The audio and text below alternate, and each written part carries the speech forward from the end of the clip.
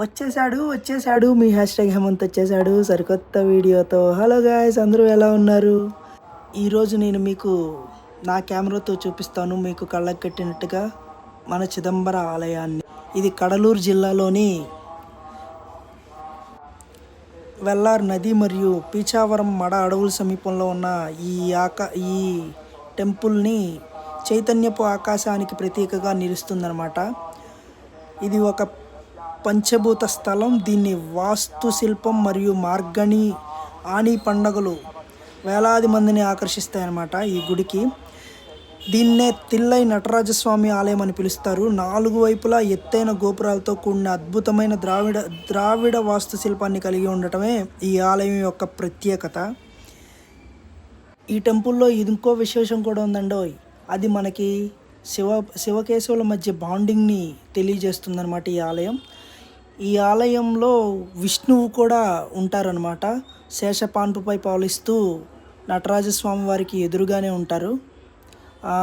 చాలా అంటే చాలా అందంగా పవలిస్తూ మనల్ని కరుణా కటాక్షాలతో చూస్తారనమాట. ఇంకా ఈ గుడి చాలా పెద్దదండోయ్. ఈ గుడి చూడాలంటే ఒక 1 డే మనం కేటాయించుకోవాలి. కానీ నాకు అంత టైం లేక ఒక 3 to 4 hours నేను మోస్ట్లీ దర్శించుకున్నాను అనమాట. ఇక్కడ అమ్మవారికి ప్రత్యేకమైన గుడి ఉంటుందన్నమాట. అలానే సుబ్రహ్మణ్యేశ్వర స్వామికి, వినాయకుడికి చాలా అంటే చాలా ప్రత్యేకంగా గుళ్ళు విడివిడిగా నిర్మించబడి ఉంటాయి. ఇక్కడ ఉపాలయాలు చాలా అంటే చాలా ఉన్నాయి.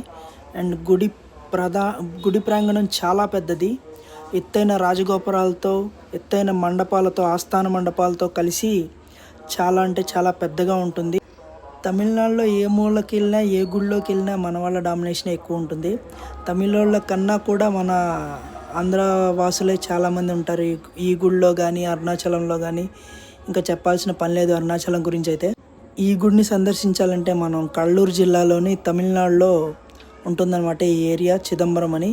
అరుణాచలంకి జస్ట్ ఒక 135 to 150 కిలోమీటర్స్ రేంజ్లోనే ఉంటుంది. అంటే మోస్ట్లీ ఒక 3 hours మనకి జర్నీ ఉంటుంది అరుణాచలం నుంచి.